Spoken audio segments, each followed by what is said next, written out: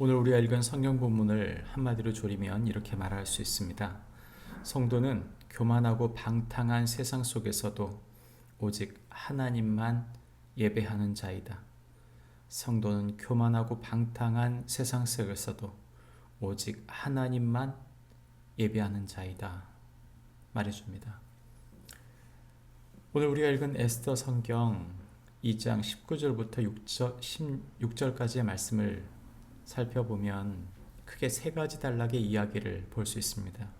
첫 번째 2장 19절부터 23절까지의 말씀은 방탕한 왕과 충성스러운 두 사람에 대한 이야기를 해주고 있고 3장 1절부터 4절까지는 신처럼 대접받고자 하는 하만과 하나님만을 경배하는 모르드게를 이야기하며 마지막 5절과 6절은 교만하여 하나님을 대적하고 사단의 도구가 된 하만을 이야기하고 있는 것을 보게 됩니다.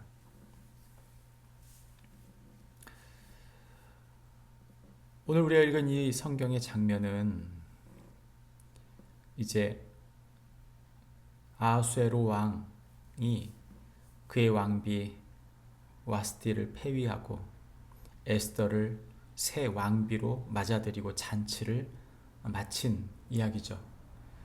그리고 나서 어떤 일이 있었는지에 대한 이야기를 하고 있는 것입니다. 왕이 처녀들을 모았다. 성경은 19절에서 이렇게 시작합니다.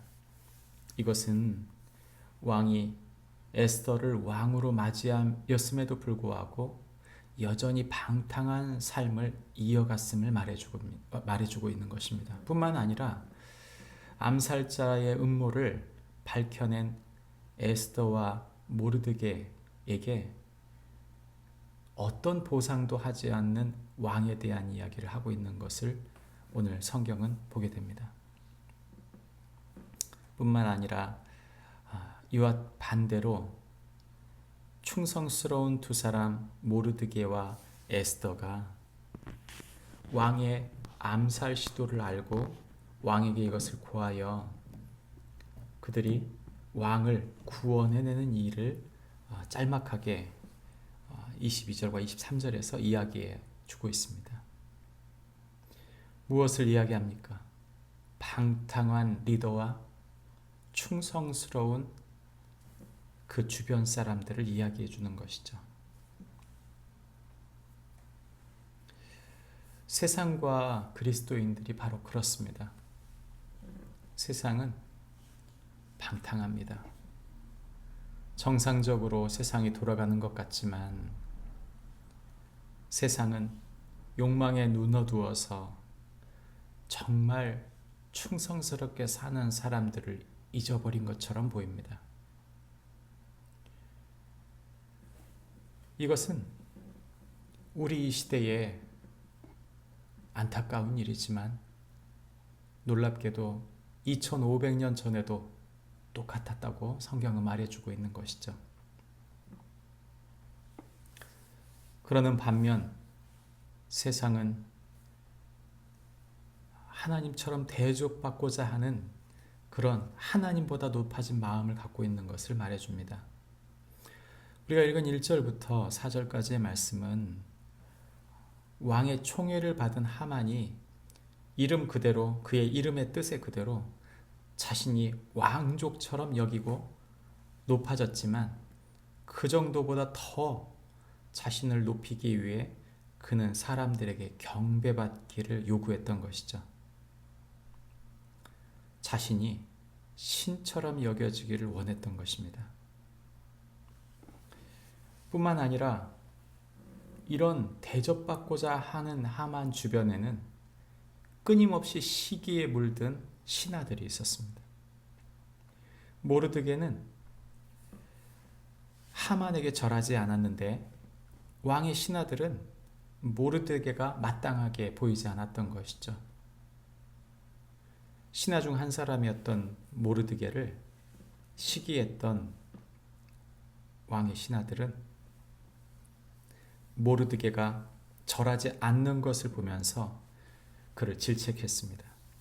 그때 모르드게는 자신이 유대인임을 그들에게 알려준 것이죠.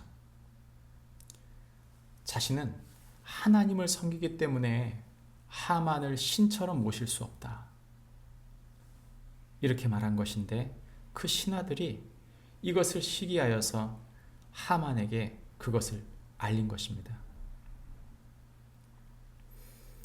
우리가 사는 세상은 끊임없이 경쟁적입니다. 다른 사람의 약점을 물어뜯고서라도 이겨내야만, 그래야만 속이 시원한 그런 세상을 우리가 살고 있는 것이죠. 약육강식의 세상, 적자 생존의 세상, 그것이 우리가 사는 세상처럼 보여집니다. 그것으로 부족하여 그 마음이 교만하여져서 하나님보다 더 자신이 높다고 생각하는, 하나님을 잃어버린 세상인 것이죠. 반면 모르드게는 어떻습니까? 그는 하나님만을 경배하기 위하여 이 핍박을 받고 있는 것입니다. 그 핍박을 결정한 것이죠. 이것을 참지 못하는 하만이 마지막 등장합니다. 그는 이 이야기를 처음에는 몰랐지만 신하들의 이야기를 듣고 난 다음 모르드게에 대하여 매우 분노했는데, 자신에게 절하지도 무릎 꿇지도 않은 것에 대하여 그는 복수하기를 마음먹을 때, 단순히 모르드게 하나만 죽이는 것으로 부족하여 유다인 그 민족 전체, 종족을 말살하기로 그의 마음을 먹었다, 성경은 말해줍니다. 우리는 이 시대가 단순히 교만을 넘어서 하나님을 대적하고, 하나님을 대적하는 것을 넘어서 사단의 도구가 되어 한 민족 전체를 말살하려는 이 하만처럼 얼마나 잔인하고 무서운 시대를 살고 있는지 모릅니다. 중요한 것은 이것입니다.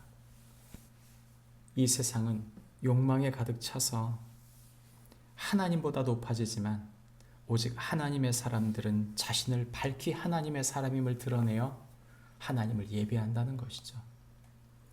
마태복음 26장 63절부터 64절 말씀에는 예수님께서 자신을 밝히 드러내시는 장면이 나타납니다. 예수께서 침묵하시거늘 대제사장이 이르되 내가 너로 살아계신 하나님께 맹세하게 하노니 네가 하나님의 아들 그리스도인지 우리에게 말하라.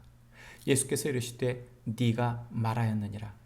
그러나 내가 너희에게 이르노니 이후에 인자가 권능의 우편에 앉아 있는 것과 하늘 구름을 타고 오는 것을 너희가 보리라 하시니, 예수님께서는 자기의 정체성을 선명히 드러내셨습니다.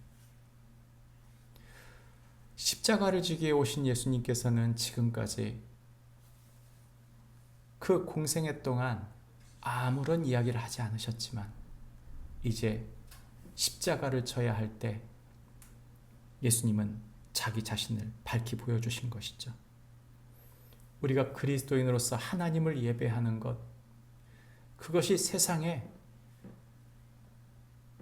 세상에게 있어서는 약점이 될 수 있고, 세상에게 있어서는 그리스도인들을 공격하는 이유가 될 수 있습니다. 그럼에도 불구하고 우리는 하나님을 예배하는 자들이며 하나님을 가장 마음의 중심에 둔 자들이기 때문에 우리는 그리스도인임을 드러내게 됩니다. 저와 여러분이 세상의 방탕과 교만을 따르지 않고 오직 하나님을 예배하며 자신을 하나님의 사람으로 드러내는 축복이 있기를 바랍니다. 기도하겠습니다. 하나님 아버지, 세상은 끊임없이 하나님의 사람들을 공격하고 하나님 예배하는 것을 무시합니다. 아니, 하나님을 멸시합니다. 그러나 주님, 우리가 주님의 사람으로서 예수 그리스도의 피값 주신 하나님의 사람으로 하나님을 예배하고 하나님의 사람으로서의 사명을 우리의 삶에 살아내게 부족함이 없도록 우리를 붙드시고 인도해 주옵소서. 예수님의 이름으로 기도합니다.